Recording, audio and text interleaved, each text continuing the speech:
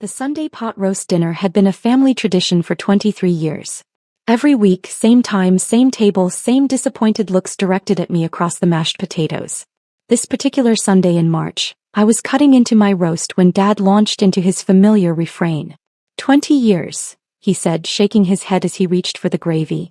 20 years since college and you're still chasing fantasies. My mother nodded in solemn agreement, her expression suggesting she was attending a funeral rather than a family dinner. We don't even know what to tell the neighbors anymore, Michael. When they ask what you do for work, I tell them you work with documentaries, Dad continued, the word documentaries dripping with disdain. But that's being generous. What you actually do is follow strangers around with a camera, hoping someone will pay you for it. I swallowed my bite of pot roast and nodded. That's certainly one way to describe it. My younger brother Kevin, who'd driven over from his suburban house with his wife and 2 kids, joined the familiar chorus. Mike, you're 39. Don't you think it's time to consider something more stable? I could get you an interview at my firm. Insurance sales isn't glamorous, but it pays the bills. Insurance sales, Mom repeated approvingly. Now that's a real career. Benefits for 401k security. I'd heard variations of this conversation every Sunday for the past 15 years. Ever since I'd graduated from Northwestern with a degree in journalism and decided to pursue documentary filmmaking instead of taking the entry-level reporter position at the local newspaper that my parents had arranged for me. In their world, success meant a steady paycheck, health insurance, and a predictable career trajectory. In their world, following your passion was a luxury that people outgrew by 30, like sleeping until noon or wearing band t-shirts. What they didn't understand, what I'd given up trying to explain years ago, was that I wasn't chasing fantasies. I was building something. Slowly, methodically, one film at a time.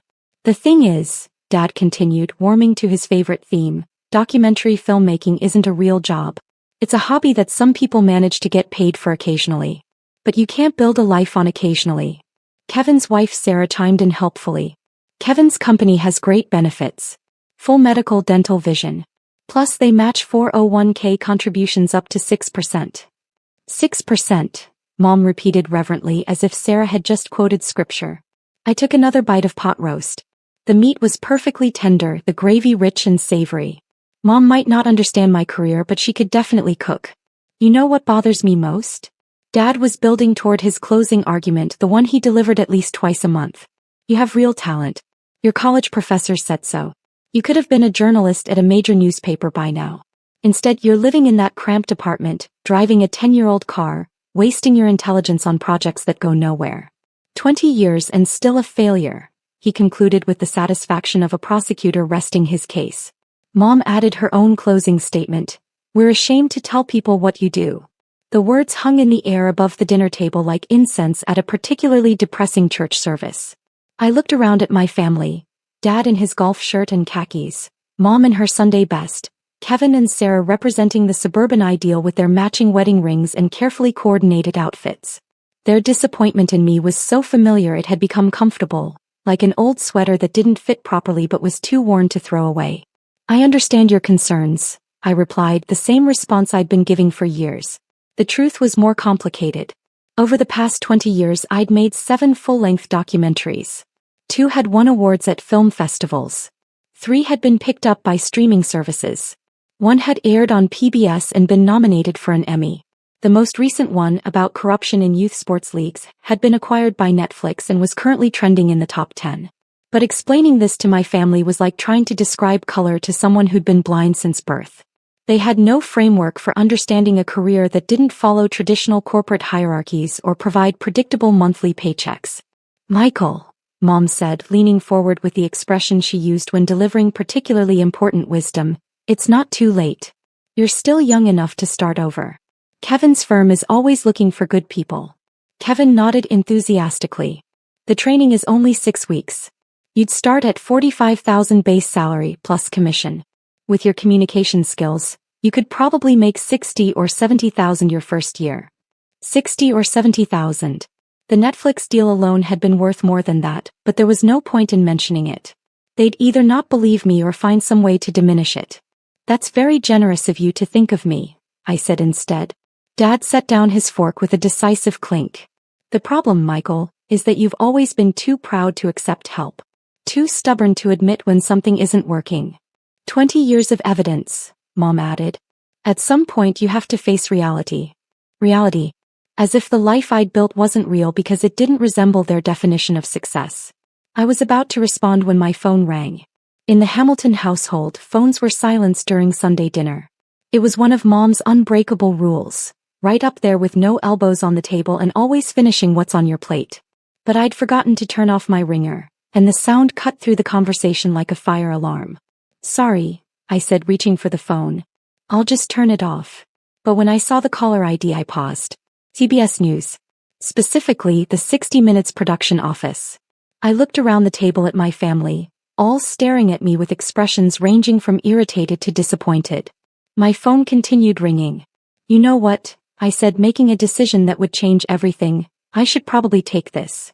Dad's eyebrows shot up. During dinner? Michael, that's incredibly rude. It's work, I replied, swiping to answer. This is Michael. The voice on the other end was crisp, professional, and loud enough that everyone at the table could hear clearly. Mr. Hamilton, this is Janet Rodriguez from 60 Minutes. I'm calling to confirm our interview tomorrow morning at 9 a.m. We want to make sure you're comfortable with the questions we'll be covering about your documentary work and the impact it's had on youth sports reform. The silence that followed was so complete I could hear the grandfather clock ticking in the hallway. My family's faces went through a series of rapid changes. Confusion. Recognition. But I cleared my throat. Yes, that works fine. Should I come to your Manhattan offices, or are you setting up somewhere else? We'll be filming at your apartment as discussed. Anderson Cooper will be conducting the interview.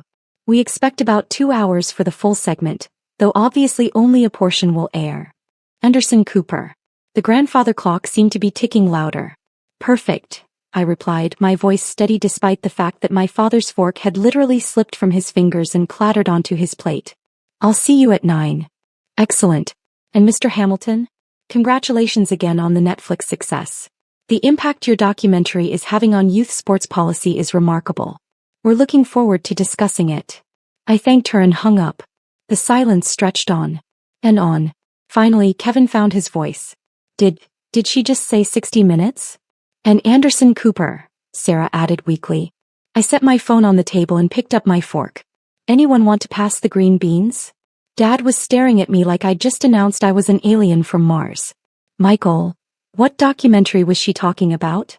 The youth sports one. It's called Game Over: How Adults Destroy Kids' Sports. It came out 6 months ago. And it's on Netflix?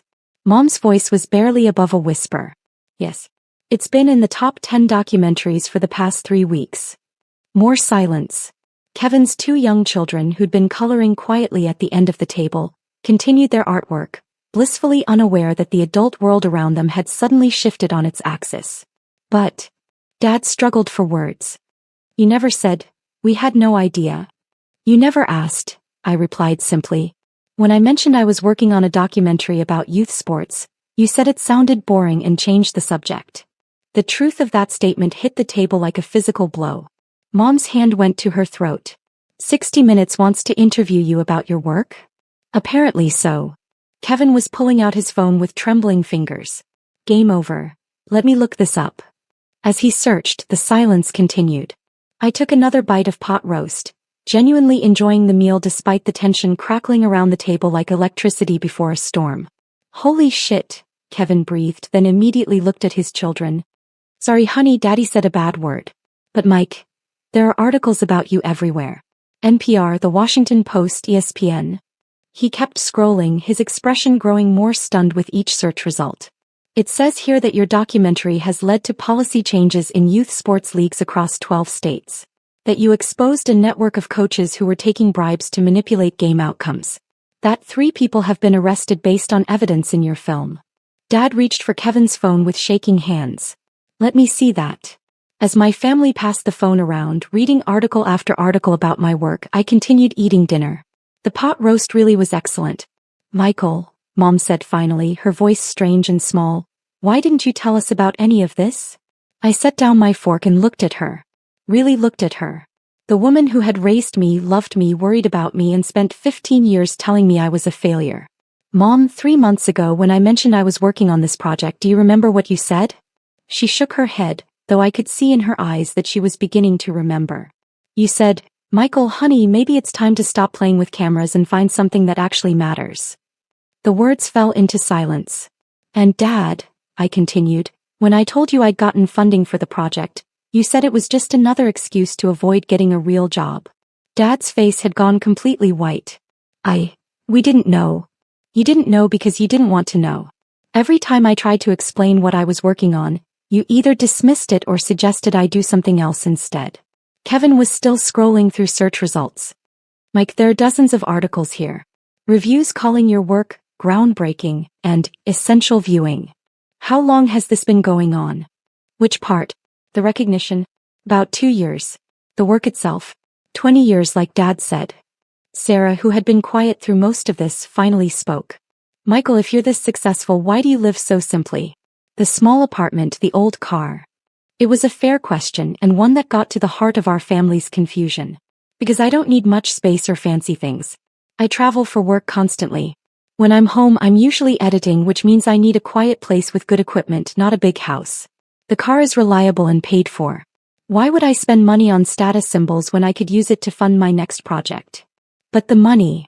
Dad's voice trailed off. What about it? If you're making good money, why didn't you tell us? The question hung in the air, loaded with 20 years of history.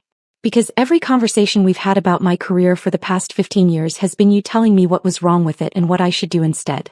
When someone consistently dismisses your work as worthless, you stop sharing the details. My phone buzzed with a text message. I glanced at it and nearly laughed out loud. What is it? Mom asked anxiously. A text from my agent. Apparently, after the 60 Minutes interview airs, I'm supposed to do interviews with Good Morning America and The Daily Show. Kevin's mouth opened and closed like a fish. The Daily Show? With Trevor Noah? Jon Stewart's back, actually. But yes. The silence returned, heavier than before. Finally, Dad found his voice.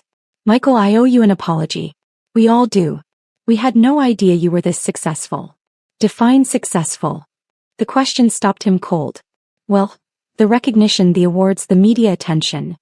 Those are nice, I agreed. But they're not why I do the work. I make documentaries because I think storytelling can change things. This youth sports film has led to policy reforms that will protect thousands of kids from exploitation. That matters more to me than any amount of media coverage. Mom reached across the table and took my hand. Honey, we're proud of you. We wish we had known. You could have known. I tried to tell you many times. But every time I mentioned my work, you'd either change the subject or suggest I do something else instead. The weight of that statement settled over the table like fog. Kevin was still reading articles on his phone. Mike, it says here that you've been working on this particular investigation for 3 years. That you went undercover to multiple youth sports events, interviewed hundreds of families, compiled evidence that led to arrests. That's correct. And we knew none of this? What you knew was that I was following people around with a camera, as Dad put it. Dad winced as if I'd slapped him. Sarah leaned forward. Michael, can I ask you something honestly? I nodded. How did it feel listening to us criticize your career all these years, when you knew you were actually successful? It was the first time anyone had asked about my experience, rather than focusing on their own embarrassment. Frustrating, I answered honestly, but also clarifying. It helped me understand that your approval was based on your definitions of success, not on the actual value or impact of the work I was doing. Mom's eyes filled with tears. We made you feel like a failure. You told me I was a failure. Repeatedly. For years. The distinction was important and I could see it landing. But you weren't, Dad protested. You were successful all along. Yes. But your respect for me shouldn't depend on external recognition. It should be based on the fact that I'm your son, working hard at something I believe in, trying to make a positive impact in the world. The truth of that statement was undeniable and devastating. My phone rang again. This time I recognized the number of a journalist from the New York Times who'd been trying to reach me for weeks. Another interview? Mom asked weakly. Probably. I answered the call. This is Michael. Mr. Hamilton, this is David Chin from the Times. I know you're busy, but I wanted to confirm our interview for Wednesday. We're doing a feature on documentary filmmakers who are driving social change, And your youth sports investigation is a perfect example of how independent media can create real-world impact. I could feel my family hanging on every word. Wednesday works fine, I replied. 2 o'clock, right? Perfect. And congratulations on the Emmy nomination, by the way. Even if you don't win, the nomination itself is a significant recognition of your work's importance. Emmy nomination. I'd forgotten I hadn't mentioned that part yet. Thank you, I said. I'll see you Wednesday. When I hung up, the silence was absolute. Emmy nomination? Kevin's voice cracked slightly. Outstanding investigative documentary. The ceremony is next month. Dad put his head in his hands. Michael, what have we done? It was a question I'd been asking myself for years, but hearing him ask it out loud was somehow different. You've been operating from limited information and specific assumptions about what success looks like, I replied. The same assumptions most people have. But we should have listened, Mom said, tears now flowing freely. We should have asked questions. We should have supported you instead of constantly criticizing. Should have, yes. But you didn't. And now we're here. The words were gentle but final. Kevin set down his phone and looked directly at me. Mike, I owe you a huge apology. The insurance job, the constant suggestions that you change careers. Thought I was helping. I thought I was being the responsible big brother. You thought I was irresponsible because my career didn't look like yours. Yes. And I was wrong. Completely, totally wrong. I looked around the table at my family. Dad with his head in his hands. Mom crying quietly. Kevin and Sarah staring at me like they were seeing me for the first time. The kids still coloring, oblivious to the adult drama unfolding around them. The thing is, I said quietly, this recognition is nice, but it doesn't change who I was last week or last month or 5 years ago when you were telling me to give up on my dreams. I'm the same person who's been coming to these Sunday dinners, listening to you criticize my choices, for the past 15 years. The weight of that statement settled over them like a heavy blanket. How do we fix this? Dad asked, his voice muffled by his hands. You can't fix 15 years of dismissal with one apology. But you can decide how you want to move forward. My phone buzzed with another text. I glanced at it and smiled slightly. What now? Sarah asked. My agent again. Apparently, 3 streaming services are in a bidding war for my next documentary. More silence. Michael, Mom said finally, will you forgive us? Can we start over? I looked at my mother, the woman who had packed my lunches through elementary school, driven me to soccer practice, helped me with homework, loved me unconditionally until I chose a career path she didn't understand. Mom, I forgave you years ago. Forgiveness isn't the issue. The issue is respect. And respect isn't something you can just decide to give retroactively because you found out I'm more successful than you thought. The words were hard but necessary. Then what do we do? Kevin asked. You treat me like an adult whose choices you respect, even when you don't understand them. You ask questions instead of making assumptions. And you consider the possibility that success can look different from what you've always imagined. Dad finally raised his head and looked at me directly. Can you tell us about your next project? It was such a simple question, but it was the first time in years that anyone at this table had asked about my work with genuine curiosity rather than concern or criticism. It's about the opioid crisis in rural communities. I've been researching it for 8 months, interviewing families affected by addiction, investigating the pharmaceutical companies and doctors involved in overprescribing. I watched their faces as I spoke, looking for the familiar signs of dismissal or the suggestion that I should focus on something more stable instead. But this time they listened. How long will that project take? Sarah asked. Probably another year of filming, then 6 months of editing. It's a complex story with a lot of moving parts. Kevin nodded thoughtfully. That sounds like important work. Important work. Not a hobby, not a fantasy, not something I needed to give up in favor of a real career. My phone rang again. This time it was a number I didn't recognize. You should probably answer it, Mom said. It might be important. I answered. This is Michael. Mr. Hamilton, this is Rebecca Martinez from the MacArthur Foundation. I have some exciting news to share with you. I listened as she explained that I had been selected as a MacArthur Fellow, a Genius Grant recipient, based on my documentary work and its social impact. When I hung up, my family was staring at me with expressions I'd never seen before. Not disappointment or concern or pity, but something that looked almost like awe. The MacArthur Fellowship, I explained. It's sometimes called a Genius Grant. It comes with a $625,000 stipend over 5 years to continue my work. The silence that followed was different from all the previous silences. This one felt like the pause between lightning and thunder. The moment when you know everything is about to change. $600,000, Dad whispered.